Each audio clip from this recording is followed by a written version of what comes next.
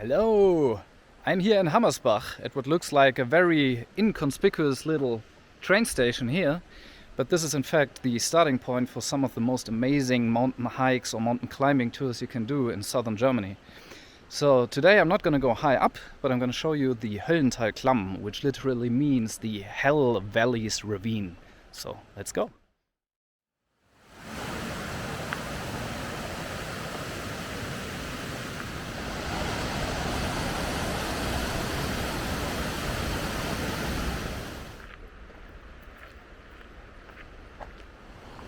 So what you see here is the gondola, the small gondola. This is not for people.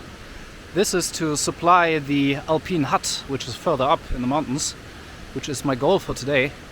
Now hut probably gives you the wrong impression. This is not a small cabin somewhere in the mountains. This is actually a pretty big establishment, and I will show you later. But nevertheless, there's no road going up there. You can't drive up by car, so every supplies, like all the food they serve up there, needs to be transported up in some way, and they use this gondola here to bring those supplies up to the mountain.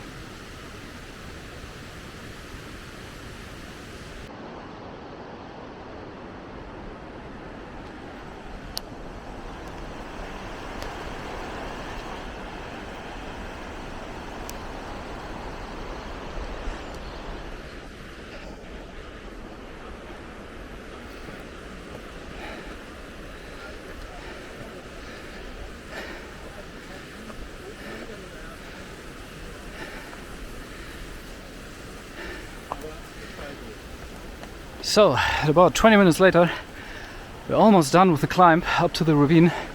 You can almost see the entry booth over there. What I wanted to highlight here is there's actually another path here, branching off, which is a black path via Stangensteig. This is an alternative path you could take, which goes essentially all the way up there. So this is not really just a for fun mountain hiking path, this involves a bit of more climbing. So I'm not going to do that today with my street shoes. You can also do this if you want to avoid the entrance fees for the ravine. So let's go.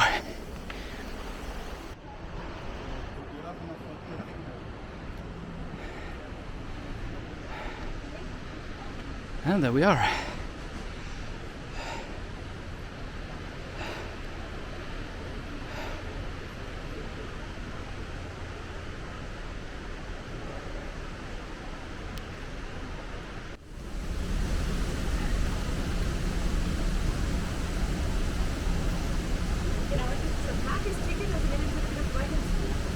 Preis. Ja.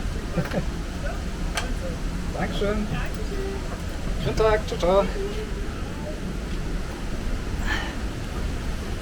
Whee. So I put on my soft shell jacket now because this is gonna get wet. Look at this.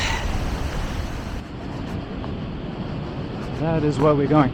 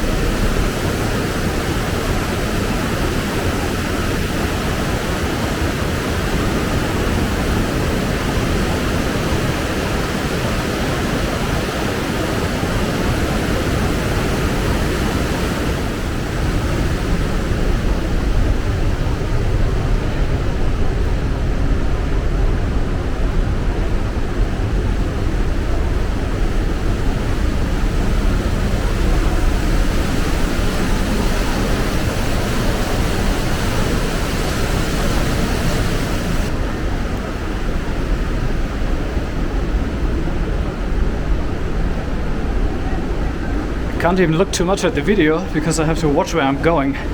This is all rocky and slippery. Look at that bridge. Wow.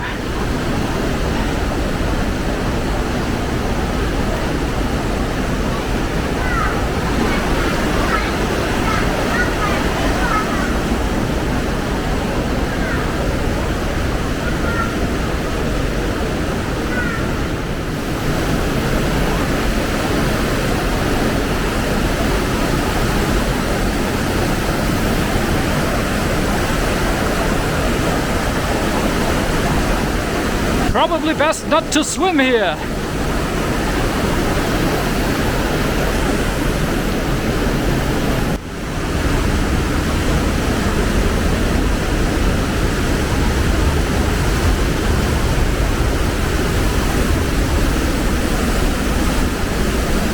Stairway to heaven. Woohoo! This is, not sure you could see that. This is where all the water is coming from the mountaintops, from the big snowfields and from the glacier further up. So there's water raining down from pretty much everywhere where there are high peaks around. And this is one of them. You see the spray waterfall coming down. It should make the next section pretty wet. Let's see. Yeah, see, this is what I mean. Water coming down everywhere. Coming through the cracks of the rocks. In the tunnels even, it's dripping. So I have to be careful with my camera. This is not a GoPro, it's not watertight. So I'm gonna put it away and go through the shower. See you on the other side. Look at that beautiful mossy waterfall here. Amazing. That's where I was coming from. And into these rocks we go. Very cool.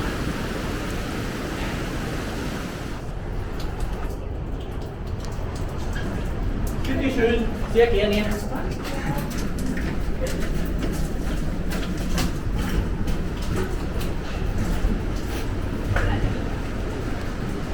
Little window. Let's peek through.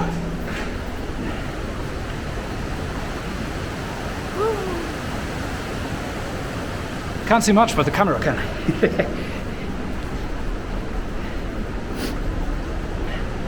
I would have actually expected the ravine to be a bit more violent this time of the year. It was very warm for 2 weeks, very sunny.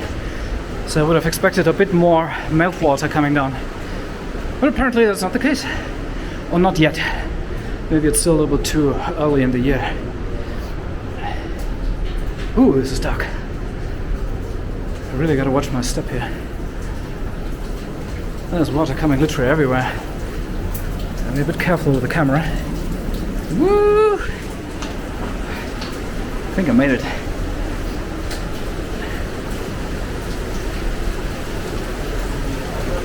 Wow. The whole path is a river now. Certainly have clean shoes afterwards, huh? Whew.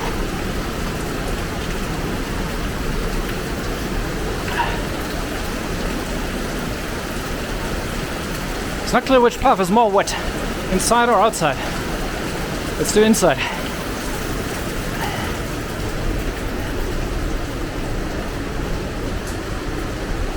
There we go.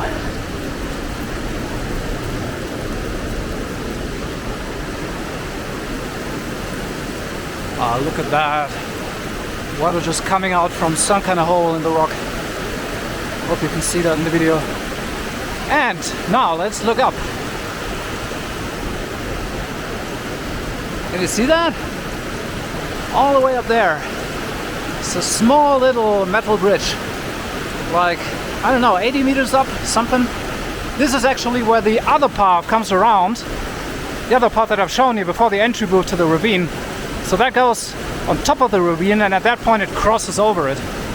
So, for people who are scared of heights, this is a crazy little challenge. I would not feel good on that bridge. Okay, let's going.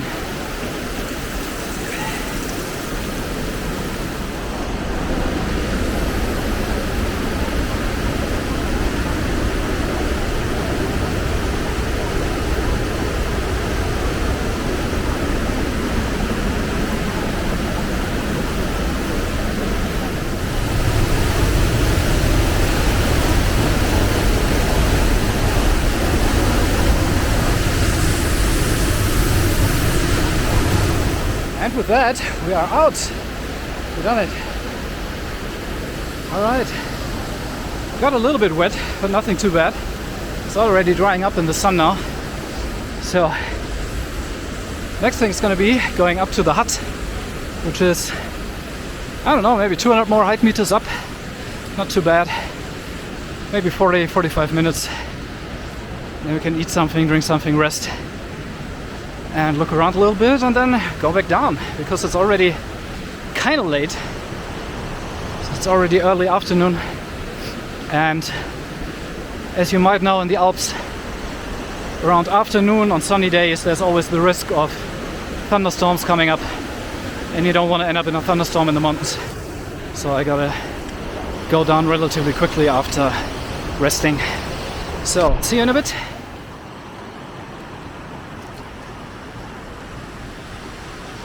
Just to give you a brief advice on mountaineering best practices. So, what these people are doing, you should not be doing. Why?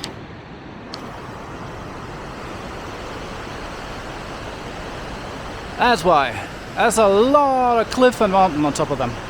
So there's a pretty high risk that there are stones coming down, and maybe bigger rocks as well. So you don't want to rest there. I mean, look at those boulders there. These things could come down, and you never know when. And especially early in the year, when snow is thawing, this is more likely.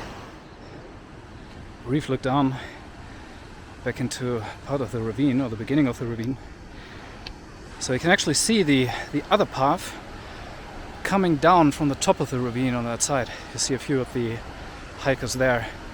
And as you can tell, this is a bit more dangerous, right? So this is more exposed path, and you really have to watch your step. And this path has actually claimed a few lives over the years, so you should only take it with some experience and good shoes. We have about 20 to 25 minutes more going up to the hut. Some kind of specialization that you can pack. It's a nice little hike. Usually pretty sunny, but it's partly cloudy, but this is actually good. Took off my soft shell jacket now because it became actually pretty hot now in the sunlight. So it's nice to have some shadow as well. It's a beautiful path up here, and the vista is spectacular.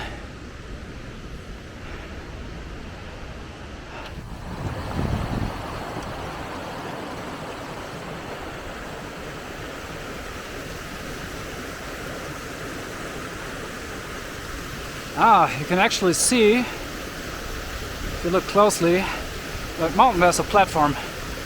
Now this is again one of the scary things for me. I do not trust man-made construction. I'm okay with heights, kind of, when I'm on solid rock. I'm not okay with metal stuff that's hanging over a cliff. And that's exactly what this thing is. Super scary platform.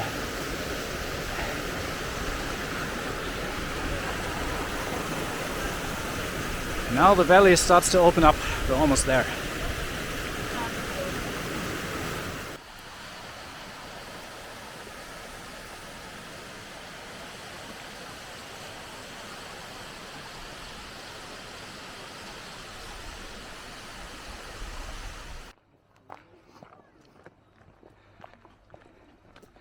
And with that, we're here.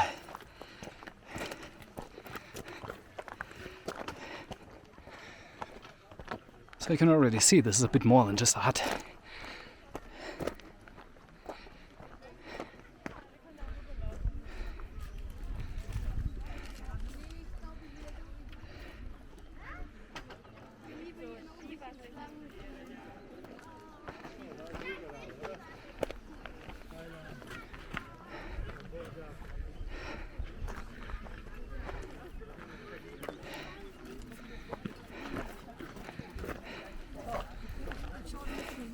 So, welcome to the Höllental, the Hell's Valley, which is not nearly as scary as the name would suggest, as you can see here. This is actually a very serene place. I like it a lot. As you can see here, as I mentioned earlier, this is the starting point for quite a lot of hikes and climbing tours. The biggest one being the one up to the Zugspitze, the highest peak in Germany. Let me flip the camera and show you that, because right now you can actually see it. It's very cloudy at this point. I'll try to zoom in a bit more. So it's not actually the big one you see in the foreground, or kind of foreground. It's actually the one further back. Try to get a little bit closer behind that tree. And Right now we're kind of lucky, even through the clouds you can see all the foundations for the cable cars and the restaurants somewhere up there in the distance. It looks pretty tiny. It's still quite a climb from here, almost 1,700 meters more up. So the climbing route going through the valley here, actually I'll try to show you. So it goes somewhere around there. Then the first actual climbing section starts, where you get up here, then onto this, it's actually called the Green Buckle. Then there's a hiking path again, without any climbing, going further up onto the glacier, which you cannot quite see.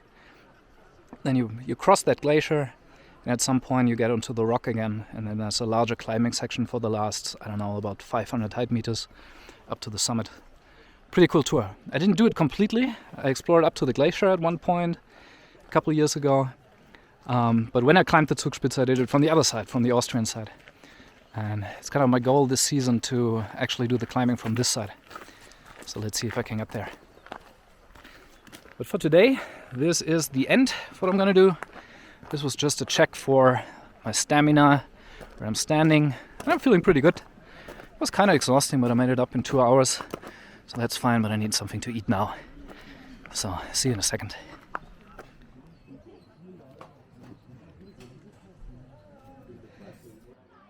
Alright, so now that I've rested a little bit, ate something, stretched my muscles, I think it's time to go down again.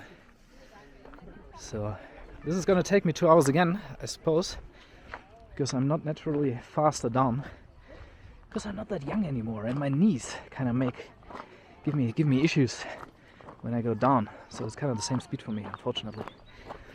So I'm not going to show you too much on the way down. I mean, you saw the way. So I'll meet up with you when I'm back at the train station down there. Bye!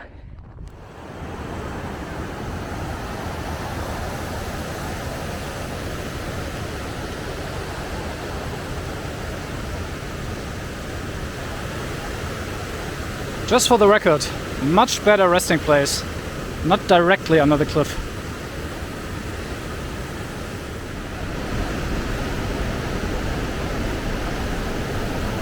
And again, for the record, the other path is just right here. It goes on top of it.